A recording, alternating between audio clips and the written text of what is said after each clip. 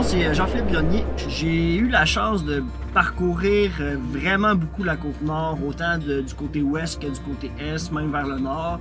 Mon nom c'est Roxane. Moi, le camping, c'est né avec mes parents qui ont toujours voyagé en safari condo. Le but de la route des campings, c'était de visiter des campings de la région pour promouvoir le tourisme en van sur la Côte-Nord. Quand Jean-Philippe a parlé de raviver un peu le trip du camping, ça m'a vraiment allumé. C'est vraiment le voyage plus lent, en fait, là, qui est intéressant avec la van, puis c'est ça qu'on voulait montrer à travers cette émission-là.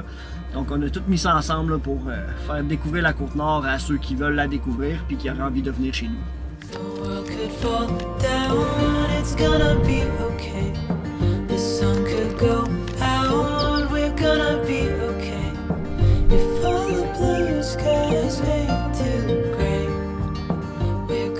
On se lève à notre camping des Bergeronnes, au camping Mont-Désir, pour se rendre en direction des Escoumins. Bergeronnes et Escoumins, ce sont des lieux fréquentés assez tôt dans l'histoire, entre autres par les baleiniers basques. Les Basques, on en parle beaucoup sur la côte. Ce sont des gens évidemment d'origine européenne, sud-ouest français, nord-est espagnol. Déjà au Moyen Âge, avaient la réputation d'être les plus grands baleiniers d'Europe. Ce matin, on repart vers les Escoumins et on visite une petite boutique qu'on est arrivé trop tard la veille pour visiter et qui était ouverte ce matin. Donc on a décidé d'aller visiter la savonnerie. Le nom de la savonnerie, c'est plus que des bulles. Donc c'était un bel endroit où il y avait plus que des bulles. Donc il y avait plus de produits que du savon. En fait, il y avait beaucoup de produits locaux, des produits québécois. J'ai acheté quelques petits produits locaux. Bonjour.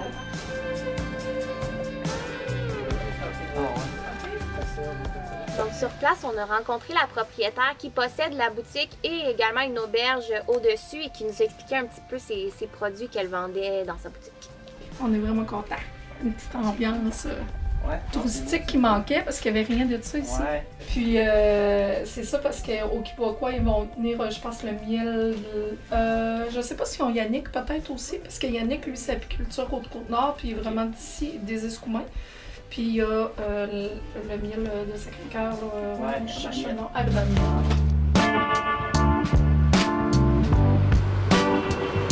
On a pris ensuite la route vers Totem Aviation. Totem Aviation qui était une balade en avion, en fait, un petit avion de 4 passagers qui faisait des vols sur la Haute-Côte-Nord, en partance des Escoumins, qui pouvait se rendre sur le fjord du Saguenay, en passant par Tadoussac. On y va? On marche. On avait prévu aller faire un tour d'avion en couple d'une façon très romantique, mais ça s'est passé autrement en fait. Je le sais. Parce que, tu sais, dans le fond, normalement, là, les photographes, les autres qui viennent, ils font le tour d'avion vraiment pour prendre des photos. C'était un petit peu une surprise, c'était pas planifié beaucoup, j'en avais pas vraiment parlé à Roxane auparavant. Moi, j'ai un petit peu la phobie des avions, donc c'est quand même assez dur pour moi de voler dans les airs. C'est toi qui décides, là. La décision est prise. Mais je sais pas à quoi j'ai pensé parce qu'en fait, elle aime pas vraiment ça, les vols d'avions commerciaux ou même tous les avions en général. Mais je me suis dit, ça ferait peut-être une belle activité, je vais essayer de lui offrir ça. Et à la dernière seconde, ben, j'ai paniqué, mais j'ai pas pu embarquer dans l'avion. Donc Jean-Philippe a profité tout seul de cette belle balade. Fait que là, dans le fond, les images que vous Donc j'ai eu un vol privé en avion avec le pilote Jean-Manuel, qui est super sympathique d'ailleurs, c'était vraiment cool. Ah ben on va prendre le meilleur de toi. J'ai un doigt de regard là-dessus, j'imagine, quelque part. Hein?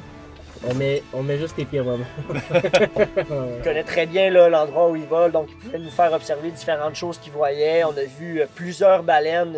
C'est vraiment impressionnant là, de dire on vole à basse altitude. On est quand même à haute altitude parce qu'on est en avion, mais de dire que tu peux apercevoir des baleines. Nous-mêmes, on a vu environ à un endroit à l'embouchure où le fjord du Saguenay rencontre l'eau du Saint-Laurent.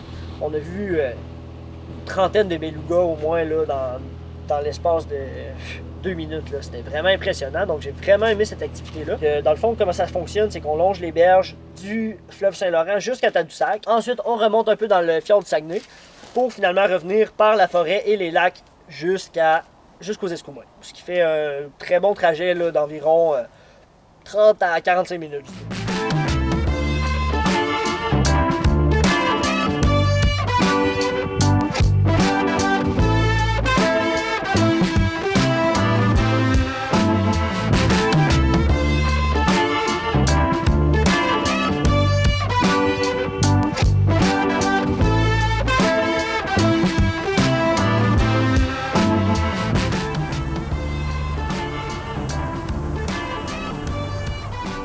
En même pas 5 minutes de vol, tu vois déjà des baleines. Là. Ouais, c'est ça.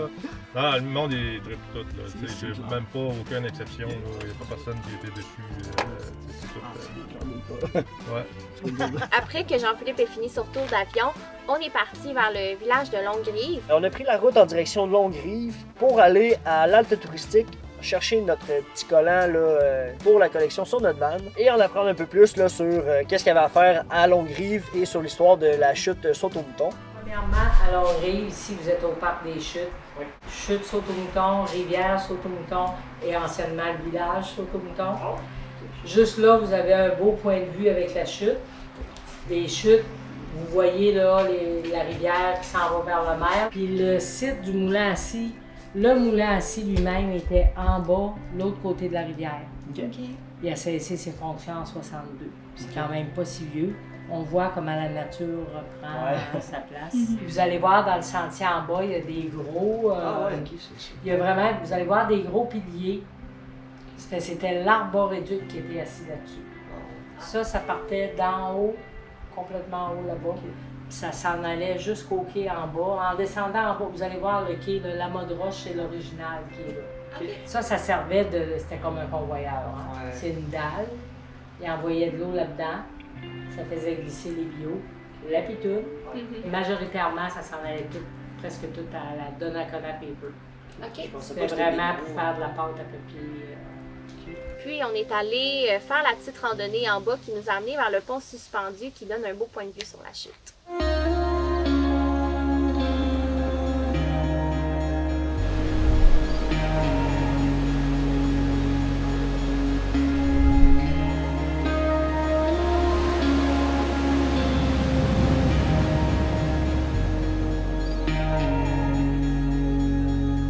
Vraiment un bel endroit. C'est un endroit qu'on prend pas nécessairement le temps d'arrêter puisque Longue-Rive est maintenant contournée par la 138. La 138 fait le tour et rentre plus dans le village comme auparavant. Donc on est peut-être moins porté à rentrer dans ce village-là. C'était intéressant là, de prendre le temps vraiment d'aller visiter quelque chose que normalement on passe à côté sans vraiment se rendre.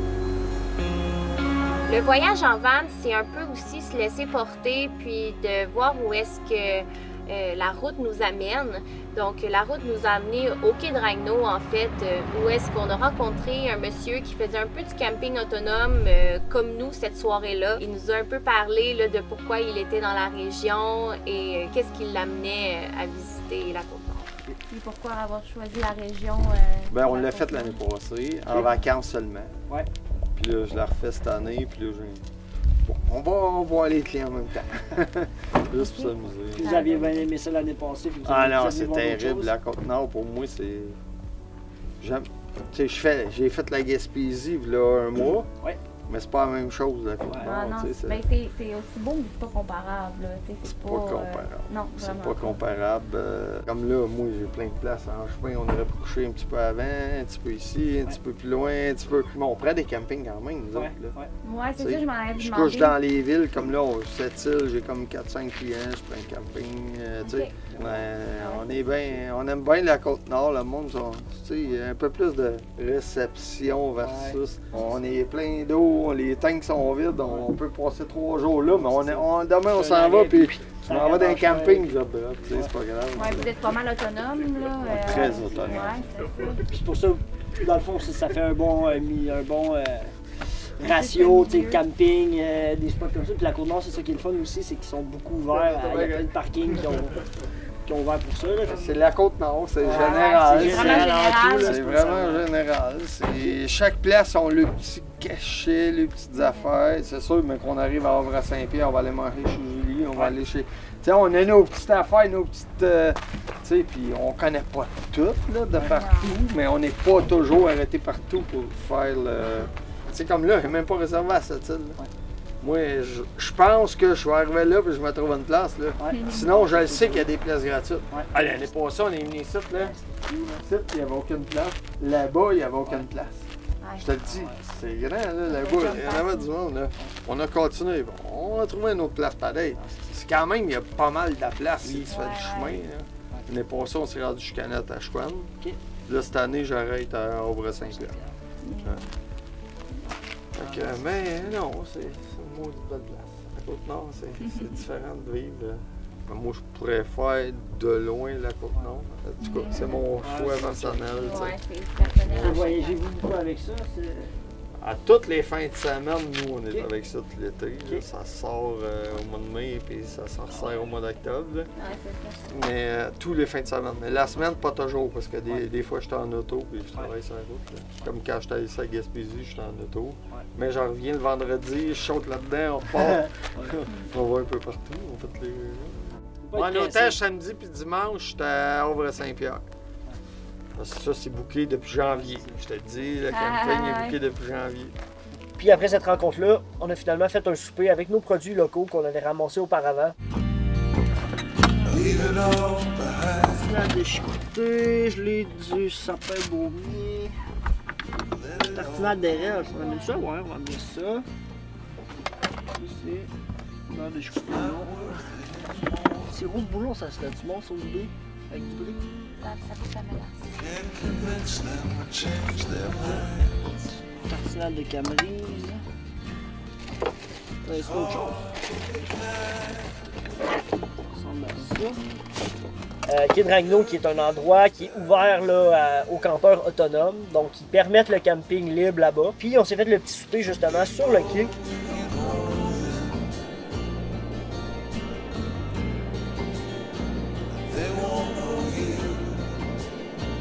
Une petite surprise nous attendait aussi au quai de Ragno.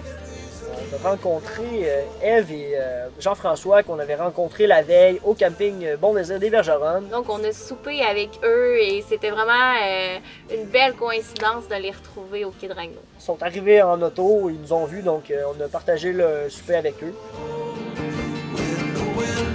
Ça a terminé notre soirée au quai de Ragno.